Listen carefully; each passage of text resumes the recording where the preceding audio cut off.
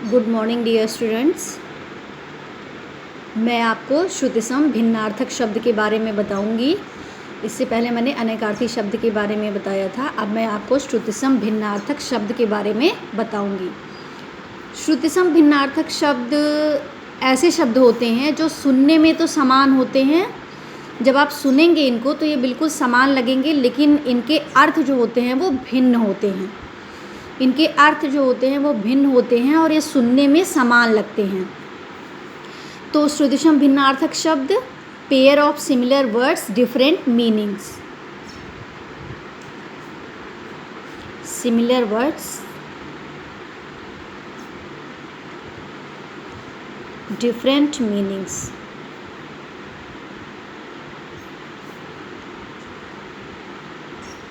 Different meanings ये क्या होते हैं? श्रुतिसम भिन्नार्थक शब्द जो सुनने में एक समान लगते हैं, लेकिन इनके अर्थ जो होते हैं वो अलग अलग होते हैं। ऐसे शब्दों को हम श्रुतिसम भिन्नार्थक शब्द कहते हैं। सुनने में समान होते हैं, सुनने में समान होते हैं, पर अर्थ अलग अलग होते हैं। सुनने में समान होते हैं पर अर्थ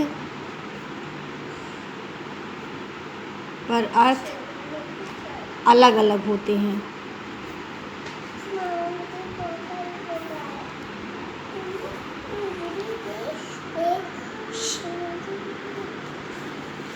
सुनने में समान होते हैं पर अर्थ अलग अलग होते हैं। ऐसे शब्दों को श्रुतिसम भिन्नार्थक शब्द कहते हैं। ऐसे शब्दों को श्रुतिसम भिन्नार्थक शब्द कहते हैं। भिन्नार्थक शब्द कहते हैं। तो अब आप समझ गए होंगे कि श्रुतिसम भिन्नार्थक शब्द किसे कहते हैं। जैसे मैं आपको उदाहरण बताऊंगी। उदाहरण अंश। एक है अंश। इस अंश का मतलब होता है कंधा, और ये अंश, इस अंश का मतलब होता है हिस्सा। और फिर आकर। आकर मतलब होता है खान, और आकार मतलब होता है आकृति। तो 5 उदाहरण आपको बुक में से देखकर लिखना है। ऐसे बहुत सारे उदाहरण हैं, तो 5 उदाहरण आप देख करके बुक में से लिखेंगे कॉपी में, और मैं आपको और उदाहरण बुक में से बताऊंगी। अब आप देखिए कि जैसे अंश कंधा, ये अंश कंधा अंश हिस्सा।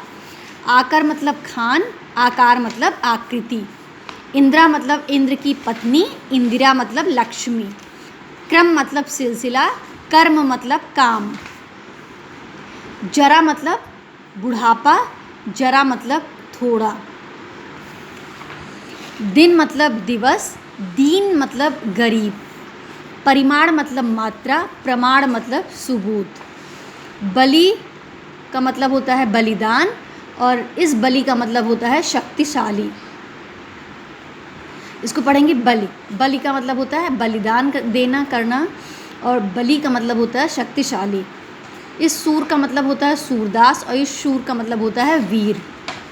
समान का मतलब होता है बराबर, सम्मान का मतलब होता है आदर।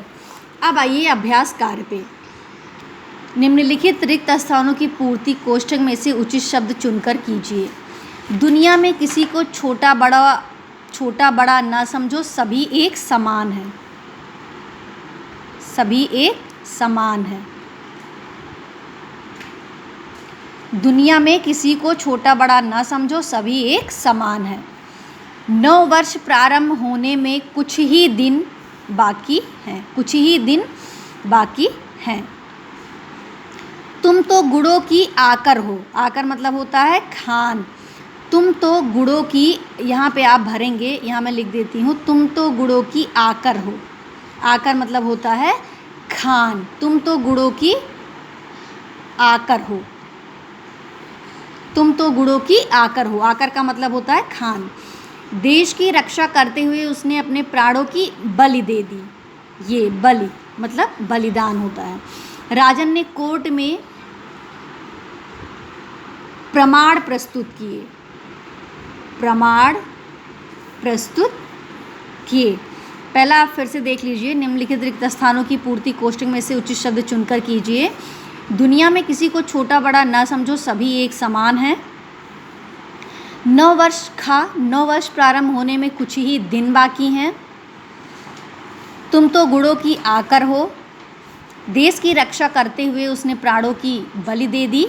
राजन ने कोर्ट में प्रमाण प्रस्तुत किए, राजन ने कोर्ट में प्रमाण प्रस्तुत किए। प्रमाण का मतलब होता है सबूत प्रस्तुत किए। आप रिक्त स्थानों की पूर्ति कोष्ठक में से उचित शब्द चुनकर कीजिए। मैंने पानी में हाथ डाला, यहाँ फिर से देख लीजिए, मैंने पानी में हाथ डाला। काट काट कर गोदाम में रख दो। पहले आप भरेंगे यहाँ पे खा वाला, काट, काट काट कर गोदाम में रख दो। कर्म करने का क्रम समाप्त नहीं होना चाहिए, कर्म करने का क्रम समाप्त नहीं होना चाहिए। निर्धन व्यक्ति का निधन हो गया, निर्धन व्यक्ति का निधन हो गया, निर्धन व्यक्ति का निधन हो गया। उसने राज में ही राज की यह घटना घटी थी, उसके राज में ही राज की यह घटना घटी थी, उसके राज में ही राज की यह घटना घटी थी। ये हो गया आपका खा। आपको अभ्यास कार्य जो है वो बुक में भरना है। बस आप यहाँ पे श्रुतिशम भिन्नार्थक शब्द की परिभाषा लिखेंगे और 5 उदाहरण बुक में से देख करके आप कॉपी में लिख लेंगे। उसके बाद ये चैप्टर आपका समाप्त हो गया और इस चैप्टर में आपको सारे में से कोई भी अभ्यास कार्य नहीं लिखना है, कोई भी अभ्यास कार्य आप नहीं लिखेंगे। अभ्यास कार्य पूरा आप बुक में भरेंगे, लेकिन उस शब्द की जितना भी आपने पढ़ा है, अनेकार्थी शब्द, विलोम शब्द, श्रुतिशम, भिन्नार्थक शब्द, सबकी परिभाषा आप कॉपी में लिखेंगे। परिभाषा लिखने के बाद 5-5 उदाहरण सब में से लिखेंगे और जितना भी अभ्यास कार्य दिया हुआ है वो सब कॉपी में भर लेंगे। सारे अभ्यास कार्य आप कॉपी में सारे अभ्यास कार्य आप बुक में भर लेंगे और जितने भी उसके बाद अब इस पाठ को आप याद करेंगे, शब्द भंडार को। ये आपके हाफ ईयरली एग्ज़ाम में भी आएगा और इसमें से आपका जो अभ्यास कार्य है वो भी एग्ज़ाम में आ सकता है, क्योंकि अभ्यास कार्य मैंने सब आपको बता दिया है। और अभ्यास कार्य आप बुक में भरेंगे और बुक से ही याद करेंगे। और आप हिंदी व्याकरण की कॉपी में पहले आप शब्द भंडार लिखेंगे। शब्द भंडार के बाद जितने भी विलोम शब्द, समानार्थी शब्द, अनेकार्थी शब्द, श्रुतिसम, भिन्नार्थक शब्द दिए गए हैं, उन सब के आपको पहले परिभाषा लिखनी है उन सब की। फिर आपको उन सब के उदाहरण लिखने हैं और उदाहरण लिखने के बाद आपको, जब आप उदाहरण लिख लेंगे उसके बाद आपको अभ्यास कार्य पूरा भर लेना है और इस पाठ को आप याद करेंगे। और आप हिंदी फर्स्ट की कॉपी में साफ और सुंदर, जो आपने ग्रामर की कॉपी अलग बनाई हुई है उसमें आप साफ और सुंदर अक्षरों में लिखेंगे। अक्षर साफ एवं सुंदर होने चाहिए। अगर अक्षर साफ और सुंदर नहीं होगा तो मैं ये बाद में कॉपी नहीं देखूँगी, जब भी स्कूल खुलेगा तभी भी। और आपको प्रतिदिन 1 पेज सुलेख का लिखना है, प्रतिदिन आपको 1 पेज सुलेख लिखना है, जैसा कि आप पहले से लिखते आए हैं और आप जानते भी हैं कि हिंदी में प्रतिदिन 1 पेज सुलेख लिखा जाता है। तो आपको